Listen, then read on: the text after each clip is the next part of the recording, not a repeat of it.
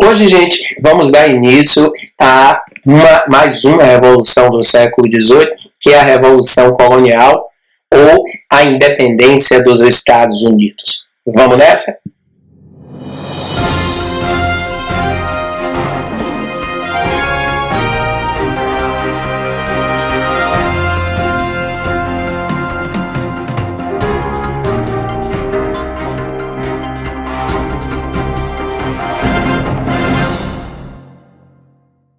A independência dos Estados Unidos, ela é considerada como a revolução colonial da Era das Revoluções. Só fazendo uma recapitulação rápida, nós começamos a estudar a Era das Revoluções e falamos no início de todas as revoluções do século XVIII, correlacionamos as revoluções, depois falamos da Revolução Intelectual, o Iluminismo, que foi a revolução que serviu como molde, como referência para todas as revoluções do século XVIII. Todas as revoluções do século XVIII foram influenciadas pelo Iluminismo, por isso é importante estudarmos as ideias iluministas e os seus criadores. Depois estudamos a Revolução Industrial, não ficamos presos. Quando estudamos a Revolução Industrial, não ficamos presos apenas à gênese da Revolução Industrial e viemos com os estudos da Revolução Industrial, das origens, que foi o século XVIII, até 2020, adentrando pela questão da Revolução Técnico-Científica ou da Revolução Científico-Tecnológica, que é a revolução que estamos vivendo hoje, a revolução digital, a revolução da informática, a terceira revolução industrial. Hoje nós vamos falar da revolução colonial ou a independência dos Estados Unidos. Trata-se de uma revolução que tem uma importância gigante para a história. Por quê? Primeiro, porque foi uma revolução que transformou as 13 colônias da América em um país independente. A primeira colônia a se libertar do domínio metropolitano foi a colônia norte-americana. Os Estados Unidos, ou na época as 13 colônias da América, foram as primeiras colônias a romperem com o pacto colonial mercantilista. Nesse aspecto, nesse sentido, a independência dos Estados Unidos é um referencial histórico, principalmente para as outras nações da América. Porque, como a independência dos Estados Unidos reverberou na história do continente americano. Reverberou da seguinte forma: as outras nações pensaram, se os Estados Unidos podem ficar independentes, nós também podemos. Então, nesse aspecto, a independência norte-americana, o famoso 4 de julho, foi um referencial. Agora vocês imaginem, os Estados Unidos da América, os estadunidenses, em condições normais, já não têm um nacionalismo forte e aflorado. Imagine sabendo que a independência deles é um referencial histórico para a eclosão de outros movimentos de independência que eclodiram no mundo, notadamente na América. No Brasil, por exemplo, a independência dos Estados Unidos influenciou muito a Conjuração Mineira e a Conjuração Baiana. Os dois movimentos conjuracionais, os dois movimentos que defendiam a quebra do pacto colonial, os dois movimentos que defendiam a independência do Brasil, eles foram diretamente influenciados pela independência dos Estados Unidos, só para citar um exemplo doméstico. Além do processo da independência do Haiti e tantos outros movimentos de emancipação que aconteceram no continente americano. Por esse motivo, faz-se necessário que entendamos detalhadamente como se deu o processo de independência norte-americana. Então vamos com a gente nesta viagem para compreendermos detalhadamente como se deu a independência americana. Gostaríamos de relatar que não vamos estudar apenas o processo de independência e ficar ali margeando o século XVIII.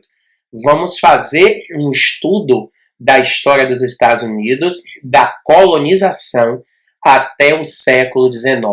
Por que não até hoje? Porque a gente vai, quando falarmos da Primeira Guerra, transformar os Estados Unidos na maior potência do mundo, e aí nós vamos começar a estudar a história dos Estados Unidos do século XX até os dias atuais. Aliás, nas aulas de atualidades, a gente já falou muito da hegemonia americana pós-Segunda Guerra Mundial.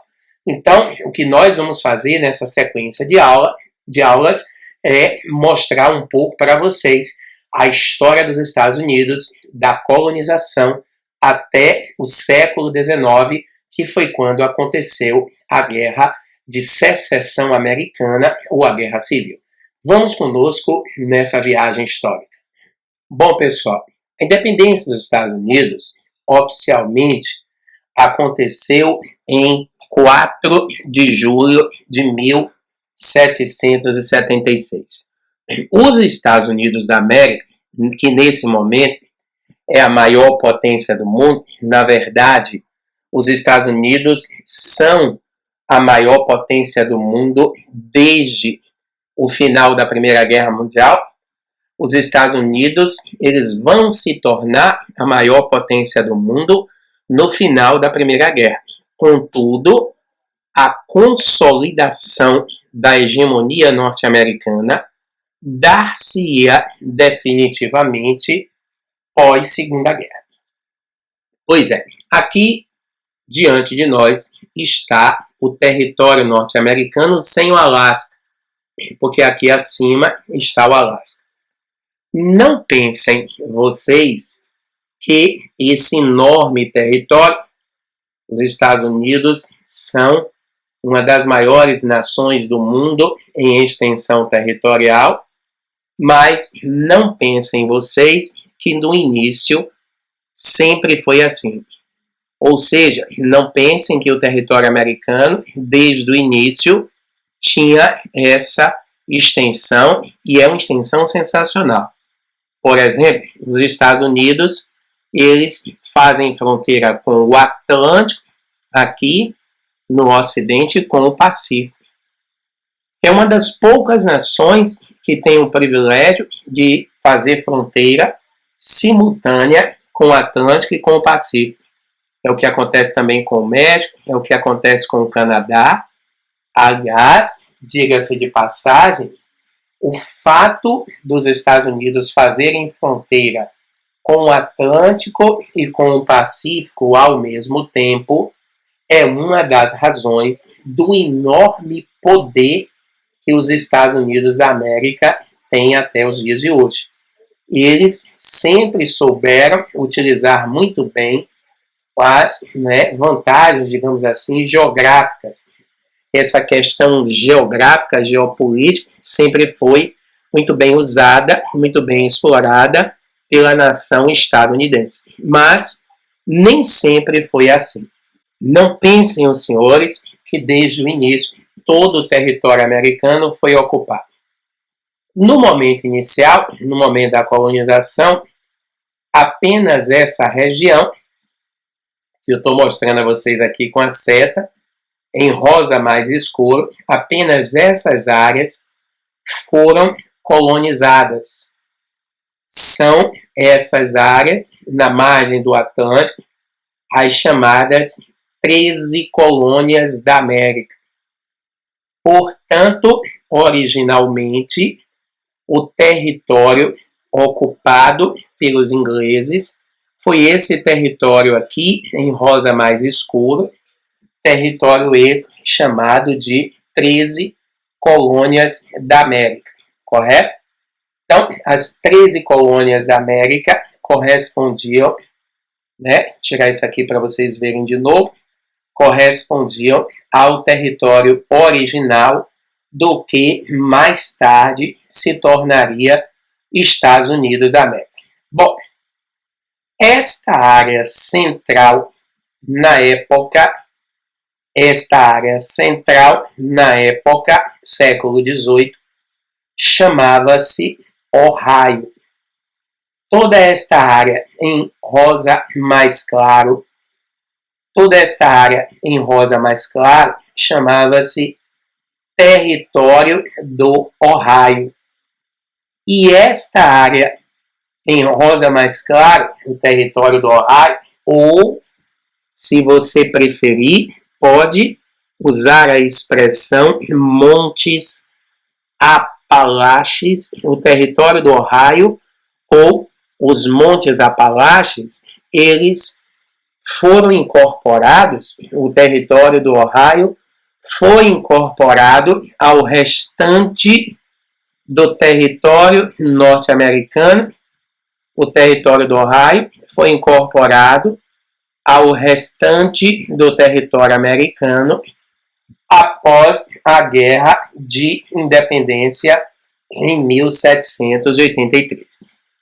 Então, essa região central, chamada Território do Ohio, ela foi anexada após a Guerra de Independência.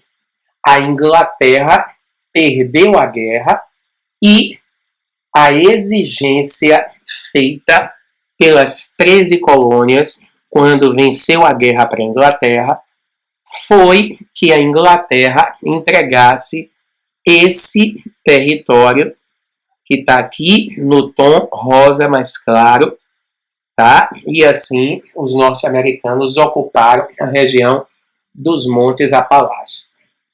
Depois que eles ocuparam a região dos Montes Apalaches, interessante, sabe o que é que eles encontraram nessa região? Carvão mineral.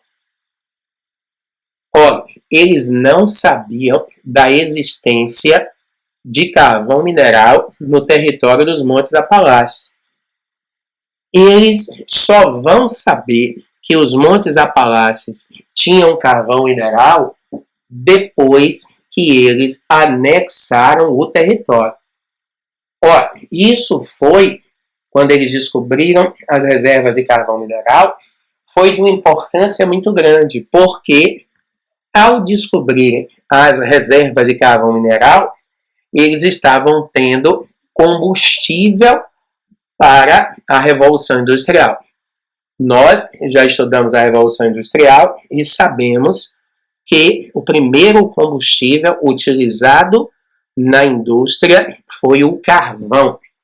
E como no território de Ohio ou dos Montes Apalaches tinha muito carvão, isso acabou sendo um diferencial muito grande para os Estados Unidos.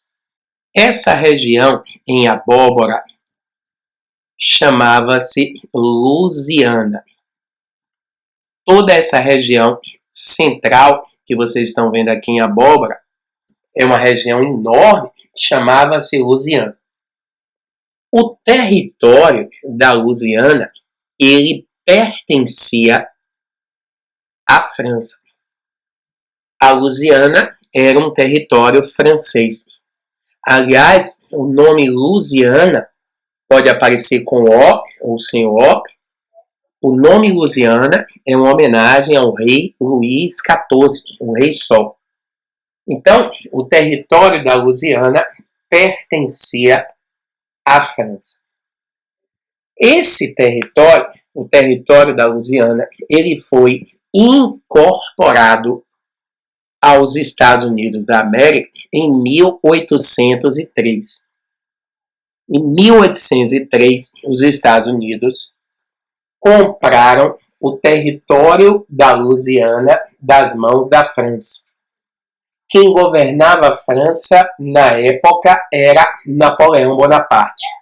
No ano de 1803, os Estados Unidos, então, compraram a Louisiana das mãos da França. Há uma discussão de muitos historiadores acerca do baixíssimo preço que os Estados Unidos pagaram pela Louisiana. Tá? Alguns dizem que os Estados Unidos compraram a Louisiana por uma bagatela. Gente, essa questão do preço é o que menos importa. Porque, assim, os Estados Unidos compraram a Louisiana porque a França queria vendê-la.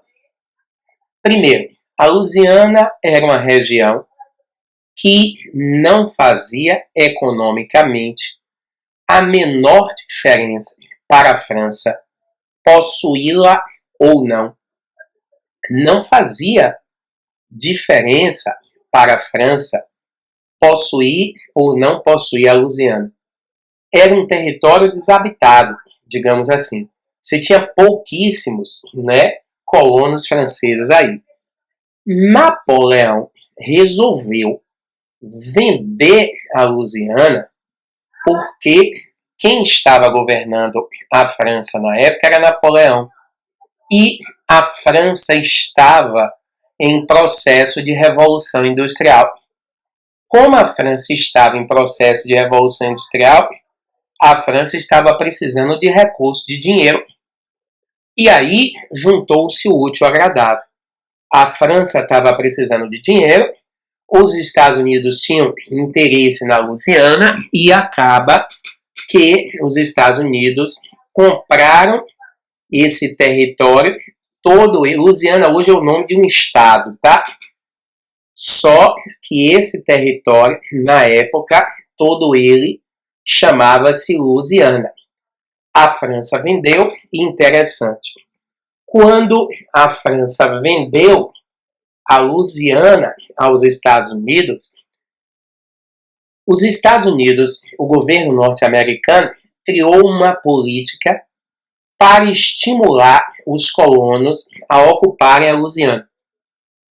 O governo norte-americano criou várias políticas para estimular os colonos a ocupar a Louisiana. Por exemplo, um dos incentivos dados pelo governo norte-americano para os colonos ocuparem a Louisiana foi o território. O governo norte-americano começou a difundir que quem ocupasse terras na Louisiana seria o dono dessas terras ocupadas. Então, havia a ideia da ocupação privada muito forte. Olha que coisa interessante a diferença da gênese da ocupação do território americano para a gênese da ocupação do território brasileiro. A ideia do privado na história dos Estados Unidos sempre foi muito forte, não é? Ao contrário dos momentos iniciais da história do Brasil, onde a ideia do público, a presença do poder público sempre foi muito forte. Então, os norte-americanos, o governo incentivava que os colonos que viessem para a Louisiana e, por um acaso, ocupassem o território, ficariam com o território para eles. Isso era um estímulo e tanto. Desta forma, houve uma marcha para o oeste, uma conquista do oeste, que é muito bem retratada por alguns filmes de Hollywood, né? A marcha para o oeste, a conquista para o oeste. Veja como a nação norte-americana também é uma nação provida de sorte. Quando os colonos, aos poucos, foram ocupando o território da Louisiana, sabe o que é que eles vão encontrar? Ouro. Que sorte imensa! Eles encontram ouro e na hora que eles encontram ouro, começa uma chamada Corrida do Ouro. Aliás, é bom que vocês registrem, historicamente, todo o território que se descobriu ouro teve uma Corrida do Ouro. Todo. Então, na hora que o ouro foi descoberto na Louisiana, houve uma corrida do ouro e a ocupação do território da Louisiana foi uma ocupação avassaladora. Milhares de pessoas migraram para ocupar esse território. Aliás, como a gente falou, a corrida do ouro foi algo que aconteceu em todas as regiões onde o ouro foi descoberto. Observe que nós estamos mostrando a vocês de maneira progressiva e gradativa como se deu a ocupação do território americano. Vamos lá. Essa ponta, onde está Miami, chamada de Flórida. A Flórida é essa região aqui, ó. Essa região da Flórida, toda ela pertencia à Espanha. A região da Flórida era um território que pertencia ao Império Espanhol. A Espanha vendeu, aí sim, por uma bagatela, a Flórida aos Estados Unidos. A Espanha vendeu, aí sim, por uma bagatela, a Flórida aos Estados Unidos. E por que a Espanha vendeu a Flórida aos Estados Unidos? Na verdade, a Espanha queria se aproximar da jovem e promissora nação. Porque já nessa época, no século XIX, os Estados Unidos apareceu como uma jovem e promissora nação. E o Império Espanhol, no século XIX, ele estava decadente. Então, havia o grande interesse geopolítico da Espanha em querer se aproximar geopoliticamente da jovem e promissora nação. Desta maneira, os Estados Unidos incorporaram a Flórida ao seu território. A Flórida, que é uma grande área agrícola norte-americana, grande produtor de laranjas, tá bom? Então é um território agrícola, é um território que fica próximo da ilha de Cuba. Aqui está a ilha de Cuba. Então é uma região que tem um potencial econômico muito grande. Desde o momento da anexação, que a Flórida sempre apresentou esse gigantesco, esse enorme potencial econômico. Então, a Espanha vende a Flórida barato, os Estados Unidos compram a Flórida e a Flórida acaba se transformando num poderoso território, agrícola. É um território que tem um potencial agrário, é um território que tem um potencial agrícola gigantesco. Bom, dando continuidade, esse território, ó, eu vou riscar aqui para vocês terem ideia do tamanho dele. Esse território, todo ele, tá? Esse território pertencia integralmente ao México. Todo este território pertencia ao México. Olhe que é uma quantidade de terras exorbitante que pertencia ao México. Bom, na época, esse território ele poderia se chamar, Texas, primeira parte ocupada pelos Estados Unidos foi essa parte aqui, ó. Primeira parte ocupada foi essa parte aqui, ó. Essa parte se chama Texas. Os Estados Unidos incorporaram Texas em 1845 e essa parte de cima chamava-se Califórnia, a Terra do Forno, ou Novo México, que foi incorporado ao território norte-americano em 1848.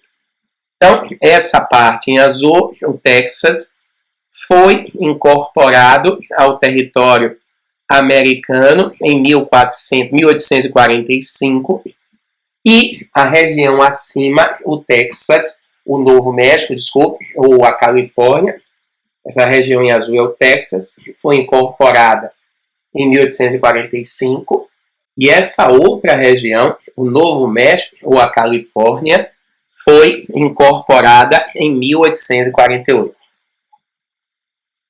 Na verdade, os Estados Unidos incorporaram esses dois territórios que pertenciam ao México. O México está aqui, ó. Esses dois territórios pertenciam ao México. E os Estados Unidos incorporaram esses dois territórios em duas guerras. A primeira guerra foi em 1845 e a segunda guerra foi em 1848.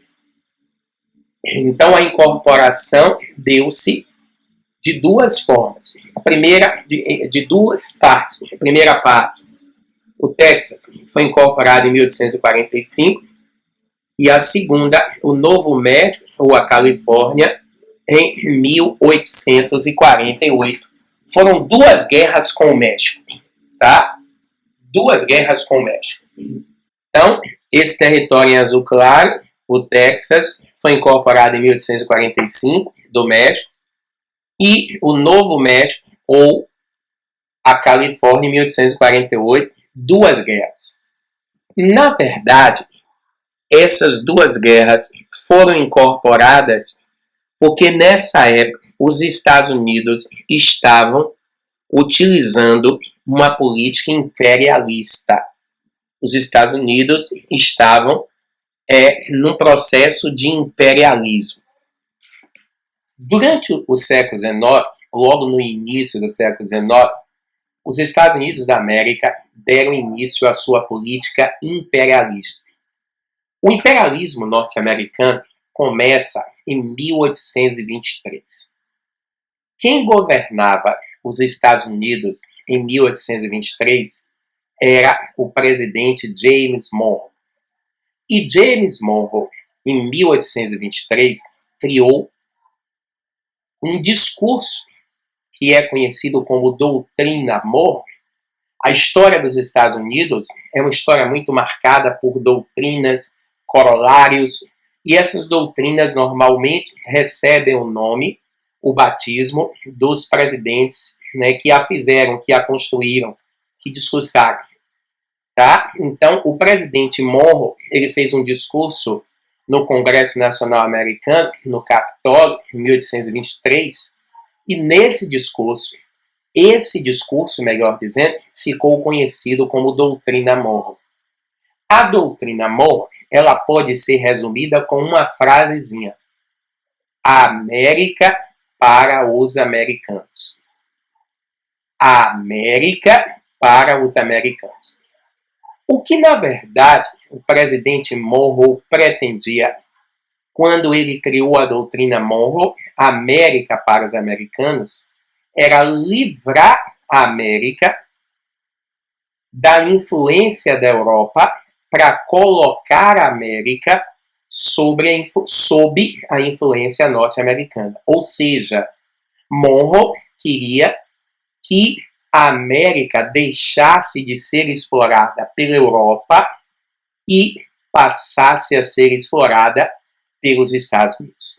Portanto, a doutrina Monroe verdadeiramente deveria ser entendida como América para os americanos do norte. Porque a intenção do presidente Monroe era libertar a América das garras imperialistas da Europa e colocá-la sob as garras imperialistas estadunidenses. Observe que no momento inicial o imperialismo americano estava direcionado para o continente americano.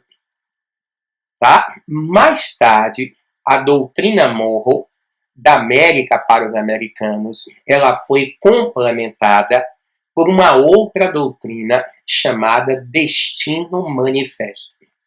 O Destino Manifesto é interessantíssimo, né? Tem até uma gravura que aparece muito em provas e que fala do Destino Manifesto. É uma imagem que mostra Virgem Maria descendo dos céus. Olha, não é qualquer um.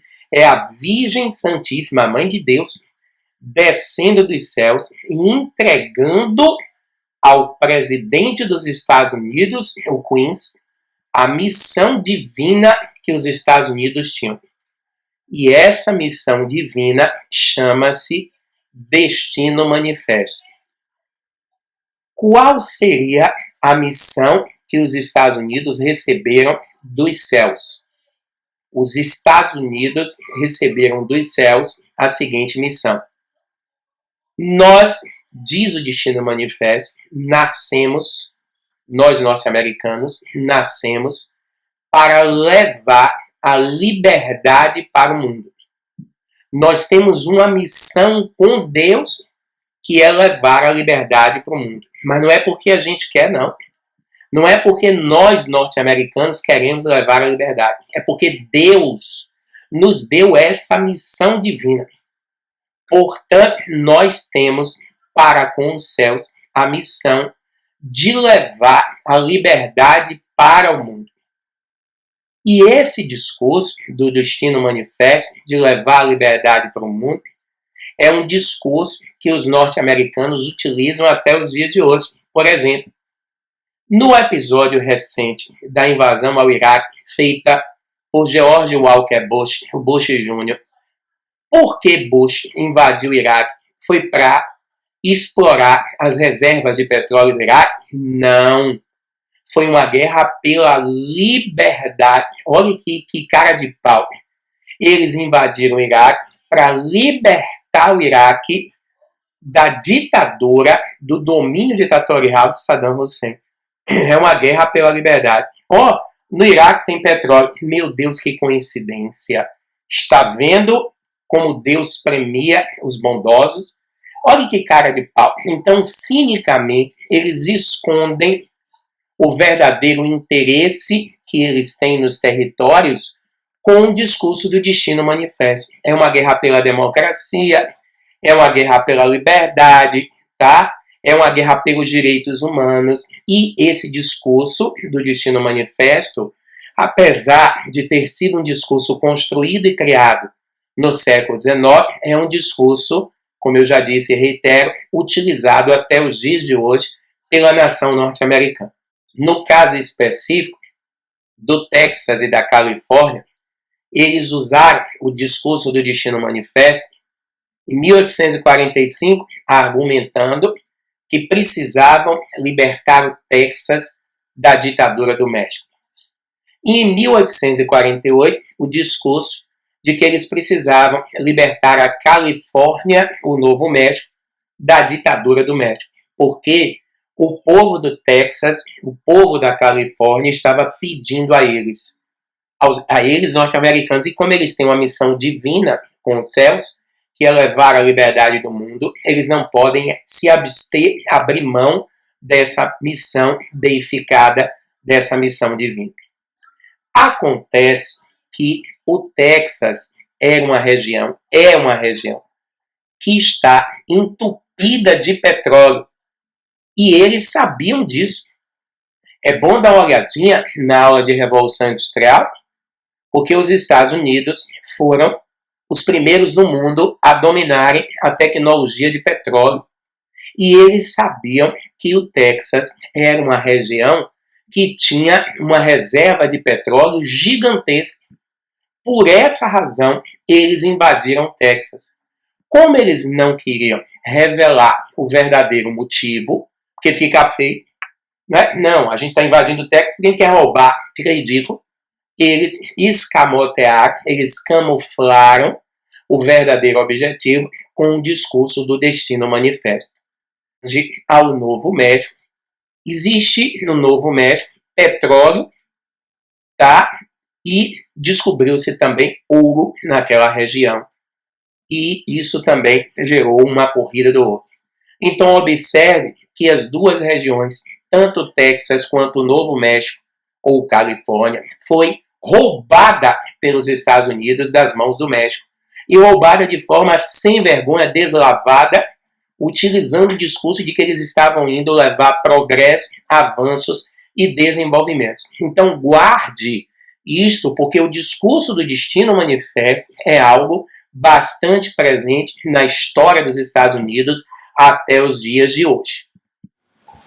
Então, pessoal, essa região gigantesca, toda ela pertencia ao México, tá?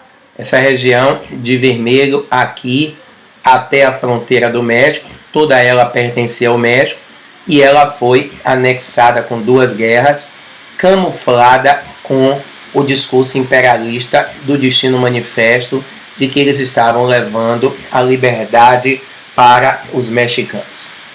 Essa região da ponta, o Oregon, ela foi doada pela Inglaterra, doada mesmo, 0800, a Inglaterra doou o Oregon aos Estados Unidos porque a Inglaterra estava interessada em reatar relações diplomáticas com o filho prodígio.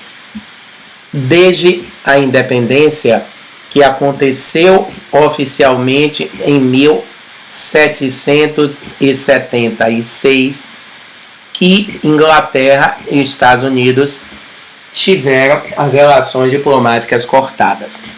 Como a nação norte-americana estava despontando no cenário internacional como uma grande potência, a Inglaterra reata relações diplomáticas e, para provar as suas boas intenções com o seu filhinho, a Inglaterra cedeu o território do Oregon aos Estados Unidos 0800. Dessa forma, quando a Inglaterra cedeu o território do Oregon, observe todo o processo de ocupação continental do território norte-americano estava concluído, não é? A corrida do Oeste, ela foi concluída quando a Inglaterra cedeu a região do Oregon. Existe um outro território que está lá no norte, próximo ao polo, e esse território não aparece aqui, chama-se território do Alasca. Ele está aqui em cima, tá? Está aqui em cima, próximo da Rússia.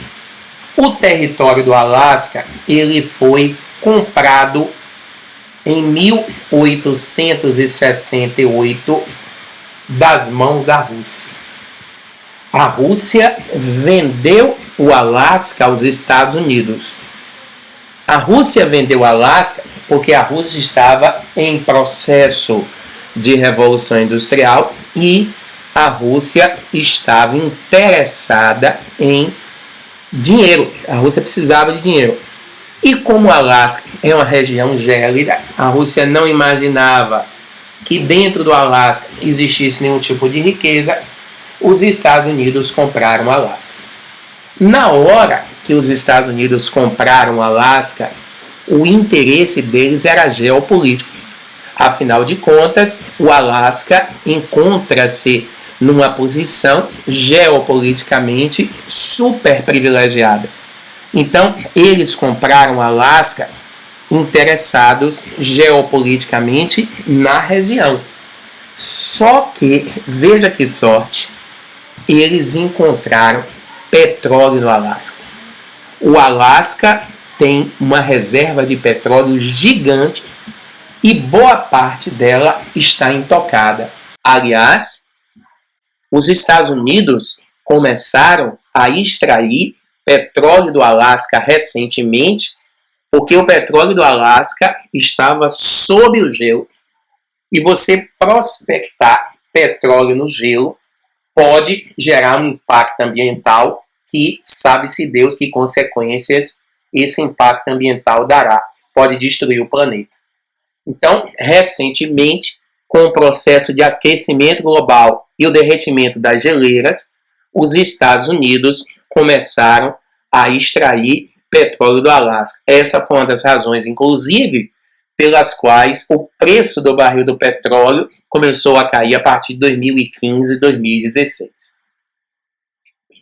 Dessa maneira, gente, nós concluímos detalhadamente como se deu o processo de ocupação de todo o território americano. Na verdade, nós começamos ensinando a vocês como se deu a formação do território que hoje é chamado de Estados Unidos da América. Lembre-se, né, foi um processo de formação lento, progressivo, gradativo, que teve fortíssimos interesses econômicos e a utilização de discursos imperialistas. Dessa maneira, aconteceu a Corrida do Oeste ou a Conquista do Pacífico.